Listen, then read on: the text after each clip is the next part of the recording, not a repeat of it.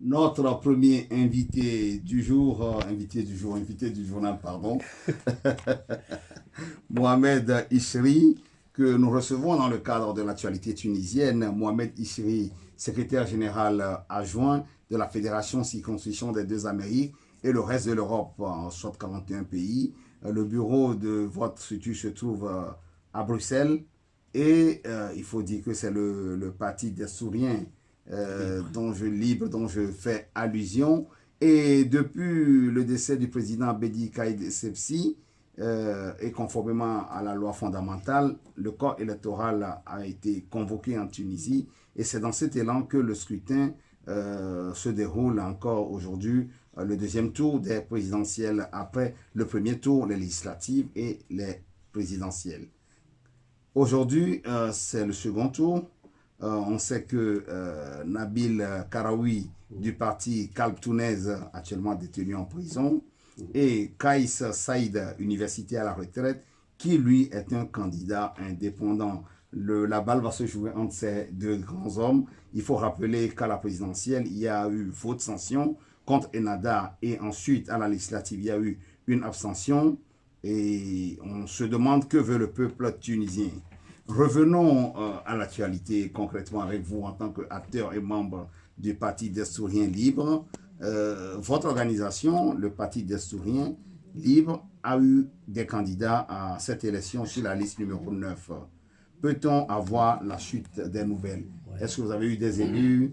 Est-ce que le parti s'est implanté? Ouais. Bonjour, merci Monsieur Lodongou de m'avoir accordé cette invitation.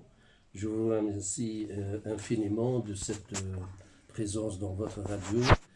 Je me présente comme vous m'avez présenté. Je suis Ishri Mohamed, je suis le secrétaire général adjoint du PDL, du Parti d'Historiens Libres, donc de la fédération, c'est-à-dire de les deux Amériques et le reste de l'Europe. Ça englobe à peu près 42 pays.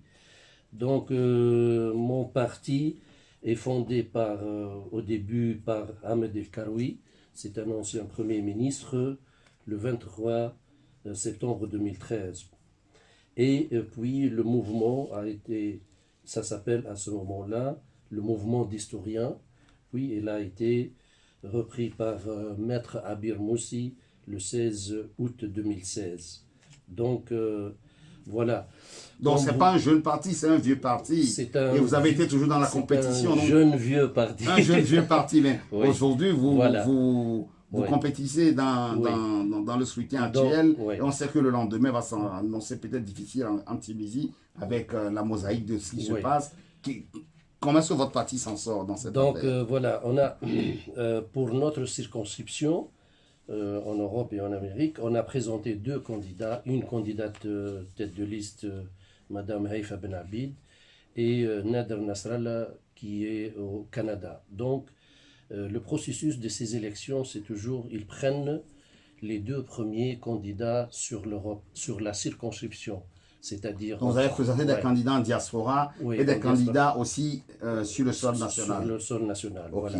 Donc on a mobilisé toutes les troupes pour travailler et pour relancer le parti parce que c'est la première fois qu'on a fondé cette fédération en diaspora ici en Belgique et on a voulu insuffler Et les deux camarades ont été élus? Oui.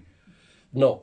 Malheureusement, notre parti est arrivé en 5e place. Parce que sur le sol national, il y a 14 sièges, oui, 17 sièges que vous avez pu avoir. Oui, c'est ça. Oui. Et donc 17 sièges au sol en tout pour la formation du prochain gouvernement. Ok.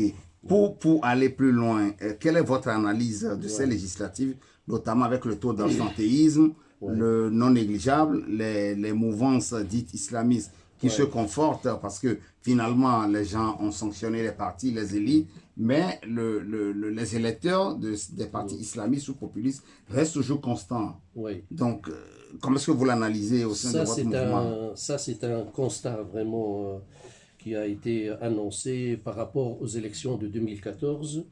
Donc, comme vous le savez, peut-être qu'en 2011, ça a été des élections démocratiques. C'est la première fois que la Tunisie organise des élections démocratiques. Et puis, donc, on a refait ces élections en 2014, quand il y avait le parti islamiste, d'inspiration islamiste, qui a été aussi confronté à parti de Beji Caïd Essebsi, à ce moment-là, Nida Tunis. Donc, la dispersion des suffrages annoncés a lieu, et le parti d'inspiration islamiste est arrivé en tête avec 52 sièges sur 217. Donc très loin de la majorité requise de 109 sièges pour former un gouvernement seul. Donc le deuxième parti, c'est Kalb Tunis, au cœur de la Tunisie, créé en juin 2019 et qui entre au Parlement avec 38 sièges. Il y a aussi le Parti social-démocrate, Attayar, le courant démocrate du militant des droits de l'homme, M. Mohamed Abdou, qui est arrivé avec 22 sièges. Il y a aussi un nouveau parti qui s'appelle Karama, la dignité. C'est un mouvement islamo-populiste. Donc, il est formé... De Youssef Chahed. Pardon? Youssef Chahed, votre ancien Premier ministre, c'est ça? Oui, ça c'est le parti de Tahia Tunis. Ok. Alors, ce parti Karama aussi a récolté 21 sièges. Notre parti, le parti des Syriens libres, avait 17 sièges. Donc, Madame le maître Abir Moussi est député. Voilà. Ces résultats conforment l'émiettement du Parlement entre formations profondément divergentes, augurent des négociations ardues pour former un gouvernement puis légiférer. Le Parti libéral, c'est ce dont vous parlez, du Premier ministre, a obtenu 14 sièges, tandis que Nida Tunis, c'est son ancien parti, qui s'est effondré en raison de lutte de pouvoir autour du fils du président Beji Caïd Essebsi, n'a eu que 3 sièges contre 86 lors de la législation de 2014. Donc le tableau étant sombre, on se pose la question que cette situation était-elle prévisible? Est-ce le rejet des élites et des partis? Et si tel est le cas, qu'est-ce qui risque de se passer? Cette situation, bien sûr, elle était inédite par rapport à la Tunisie, parce qu'il y avait beaucoup de partis qui se sont présentés à la présidentielle, aux législatives, 30 listes aux législatives, 26 à la présidentielle. Et bien sûr, le citoyen tunisien ne sait plus à qui faire confiance. Voilà. C'est ça que les partis classiques, ou les anciens partis, soi-disant, de 2011, alors ils ont été pas c'est-à-dire présents. Ils n'ont été pas présents sur le paysage politique. Parce que nous tous, on sait ce qui s'est passé en Tunisie à la veille de la Révolution. Ce jeune vendeur diplômé qui s'immole, puis la fameuse phrase Ben Ali dégage, puis la fuite de la famille Trabelsi et Ben Ali au Moyen-Orient. Et il y a eu les élections de 2011. Ouais. Aujourd'hui, lorsque pendant les municipales, lorsque nous avons traité la Tunisie, les autorités tunisiennes, on s'est rendu compte que l'homme de la rue, madame tout le monde dit, rien ne s'est concrètement passé. Ils ne voient rien arriver. C'est-à-dire que les gens sont toujours pauvres, les jeunes sont toujours sans emploi, alors que des gens ont donné leur vie, le sang a coulé sur cette terre pour que le pays puisse aller de l'avant. Donc, le sacrifice n'a pas donné ce que le peuple attendait. Est-ce qu'on peut dire aujourd'hui que, voilà, est-ce que c'est un des éléments où c'est la conjoncture politique internationale qui influe sur la Tunisie? Pour le citoyen tunisien, pendant ces 3 gouvernements successifs, alors, vu la situation économique, vu le taux de chômage élevé, vu le dégringolage du dinar tunisien aussi, et le surendettement de la Tunisie auprès des banques internationales et tout ça. Donc, c'est pour ça que quand on voit, c'est-à-dire que on a sur papier 7 millions d'électeurs qui vont aux urnes, alors on ne se retrouve qu'avec 2,9 millions d'électeurs qui ont voté le 6 octobre. Donc, il y a un taux élevé d'absentéisme, et les hommes de la rue ou les citoyens ordinaires, alors, quand vous lui Plus ou moins demandez 4 millions. pourquoi, oui, pourquoi vous ne voulez pas aller voter, alors il ne s'intéresse plus. Puisqu'il n'y a pas, les trois gouvernements successifs n'ont pas pris des mesures économiques sérieuses et des mesures aussi sociales sérieuses pour, devant l'inflation aussi, des prix et tout ça. Donc, voilà, donc il y a eu un désistement de citoyens, il y a un manque de confiance et il y en a allez, on Un dit ras-le-bol. ras-le-bol. Voilà. Un ras-le-bol. Mais nous sommes en plein dedans. Aujourd'hui, on verra d'ici minuit ce qui va se dégager entre ces deux candidats, un indépendant, l'autre ayant un parti, l'autre étant en prison, mais qui fait carton. Et on sait que le peuple peut créer la surprise et que le candidat en prison peut remporter cette élection. Ça, c'est une chose. Son parti arrive en deuxième position avec Ennahda pour composer le gouvernement. Nous ne savons pas ce que les tractations vont donner demain si ils acceptent d'aller avec Ennahda, mais nous savons que dans le passé, les gens ont refusé. Puis finalement, leurs intérêts ont pris le dessus et ils ont été quand même avec Ennahda en 2011. Donc aujourd'hui, si les tractations ne marchent pas au niveau des différentes formations politiques en Tunisie, pensez-vous que le corps électoral sera rappelé? Et si faute de consensus, est-ce qu'il y a risque de rappeler le corps électoral à une seconde élection législative? Actuellement, la Tunisie est en face d'un risque d'un parlement, de composition d'un parlement fragmenté après ces élections. Donc, si le Parlement est fragmenté, le chef de l'État lui-même n'aura pas assez de force pour donc, diriger. Moi, je pense personnellement qu'il y a deux scénarios. Donc, il faut voir l'intérêt de la Tunisie avant tout, et il faut que tous les partis, que ce soit leurs divergences politiques et tout ça, et idéologiques, qui se rassemblent autour de la table et ils peuvent, on a la capacité, les Tunisiens, nous, on a la capacité de trouver un consensus pour sortir le pays du gouffre.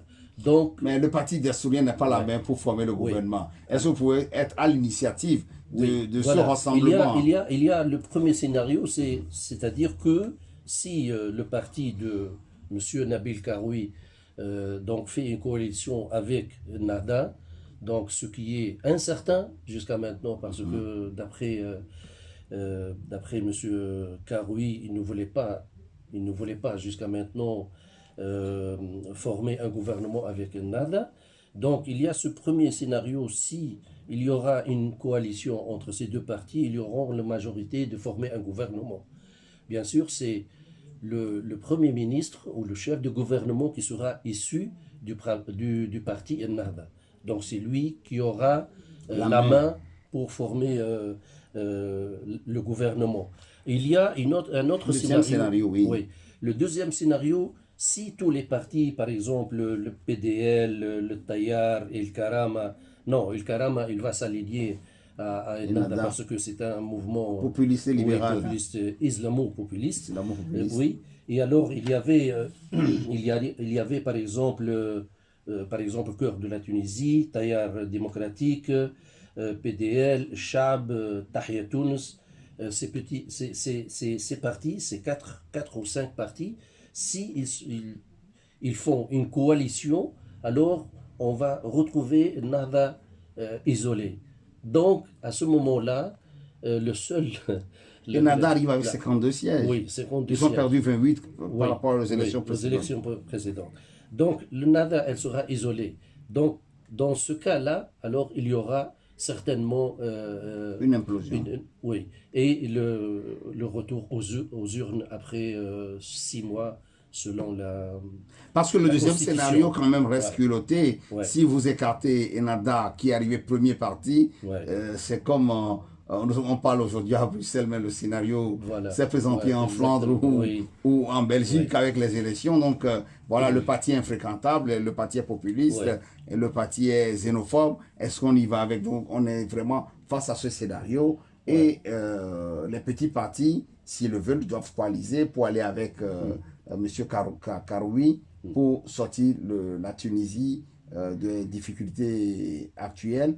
Et est-ce que cela seul suffit à donner confiance au peuple tunisien? Le fait d'aller peut-être dans une seconde alternative comme vous la proposez, est-ce que ça va ramener du pain, du lait, de la liberté dans la vie des gens de tous les jours qui crèvent? Oui, mais vous savez que M. Karoui il a été emprisonné et tout ça, donc pour blanchiment d'argent et tout. Il y a des problèmes aussi d'évasion fiscale et tout ça. Donc, d'après le peuple tunisien, ce qu'ils veulent, c'est que, voilà, une solution immédiate. Donc, quand il est sorti, lui, pour distribuer de la nourriture, je sais pas, des pâtes et tout ça, donc le peuple qui sont un peu dans les zones d'ombre, dans l'arrière du pays et tout ça, donc, puisque cette génération-là, qui ne savent pas de la politique, qu'est-ce que c'est, donc, alors, c'est pour ça que je dis qu'il peut y avoir oui, surprise. voilà, Il oui. peut gagner Donc, contre oui, l'homme oui, mais universitaire. on parle de la présidentielle. Oui, oui, tout à Oui, fait. il peut gagner, bien sûr, parce que maintenant, on est dans une situation de l'extrême. À l'extrême, c'est-à-dire, M. Karoui, c'est un homme d'affaires. Bon, sur le terrain, il est actif, hein, par ses dons et tout ça.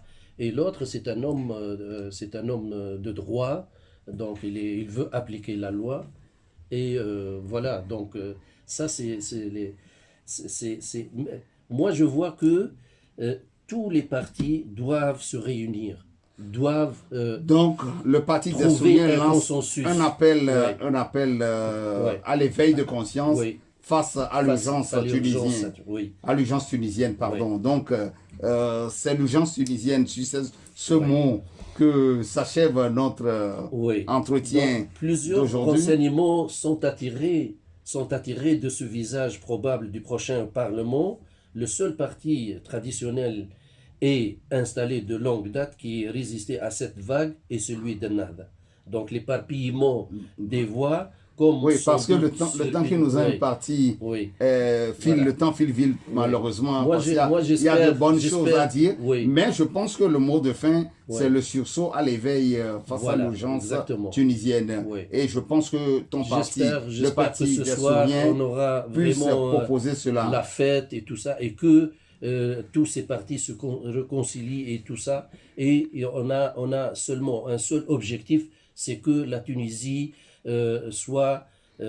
reprend, c'est-à-dire sa position internationale, et que tout le monde soit satisfait, et pour qu'on n'arrive pas à un autre scénario plus dramatique. Merci Mohamed Ishiri, Je vous remercie. secrétaire général adjoint de la Fédération Circoncision des deux Amériques et le reste de l'Europe pour le Parti des Souriens Libres. Merci d'avoir fait le déplacement à notre studio. Merci à vous. On reste attentif par rapport à l'actualité tunisienne, tout ce qui pourra se développer dans les prochains jours. Nous n'hésiterons pas à revenir vers vous ou d'autres organisations Je vous tunisiennes remercie. de la diaspora. Merci. Je vous remercie.